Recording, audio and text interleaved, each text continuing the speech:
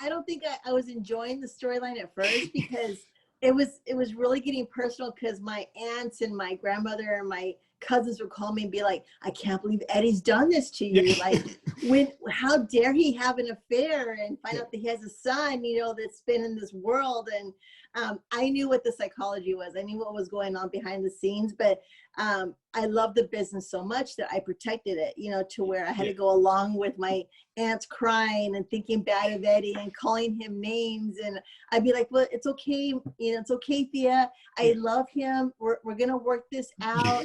And then, you know, seeing this whole storyline progress with Ray's family and then bringing the girls and myself on screen. Yeah. You know, Vince, he brings everybody in for the big, you know, storylines, and he was very good at that. So when I got to work with Eddie, it was a lot of fun, but at the same time, I didn't want to screw up anything that we were doing because I had to go home with him. Well, it's interesting because it's in a time before like social media essentially too. So it's easier to kind of protect it. But I love how, like, you know, I can just imagine it, like these Thanksgivings or Christmases, you're like, they're all looking like, you just scroll around the room, you got people like looking at Eddie like this, and you're like, if they only knew, but I can't. Yeah, absolutely. Yeah. And, you know, Eddie and I had fun with it, you know, because to do what we love so much. And I just had a little piece of that storyline. Dominik was the star. I mean, pretty much. And you look at him today, and I feel so old because I'm like, you know, he's such a natural, and the whole family. I mean, you have Aaliyah in there now, and but you know, to have the whole family together and to have a great time behind the scenes is something that was just a great time on TV. So I really appreciated being a part of that. You feel old. I go back and watch it, and I remember watching it, and then I'll say to my friends, like, I remember watching, and they're like, yeah, sure you do. I'm like, I do, and now I feel old because now this guy's actually in the WWE, and Ray's still there, and I'm just still like okay, like, yeah, and I'm here. So, yeah. I've gotten older, but I can just say wiser now. Yeah. Well, one of the famous things I like about that kind of feud, like now, of course, the build up to it, and I know, like, I kind of follow like Walk Culture and Cultaholic, sometimes watching videos. That's kind of how I keep up with wrestling today.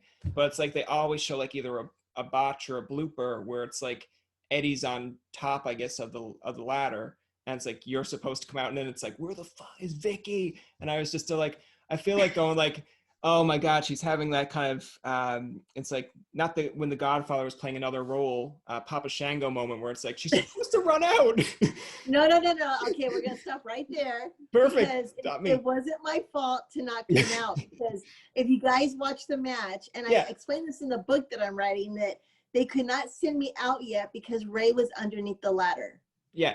And so for all this to happen, Eddie had to come back down the ladder and get Ray out of it and put him in the corner so I could run out and get to the ladder and push Eddie off. So people actually, Vince McMahon was telling me, hold on, you can't go out yet, just wait a minute.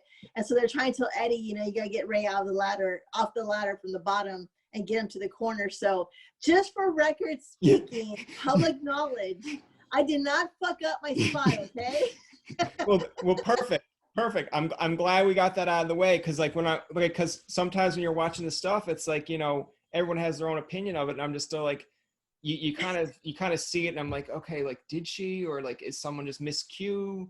Because like there are times in wrestling that it does happen, and then you hear the folk tales after of like, no, that's definitely on her. It's like, and then you hear like, no, it's definitely not. So can you please correct that? Like, come on. Yeah, I mean, I could hear Eddie from the ring in the back, like yelling at me. And I'm just like, I'm like, he's hating me. Like, he's going to know that he's just pissed off right now. Yeah. But, you know, from the ref to talk to Eddie out there and get everything straightened out. So, because in order for me, when I ran out, I had to be ready to knock him off the ladder. You know, so I couldn't do that with Ray being underneath because I was dangerous for him with the ladder.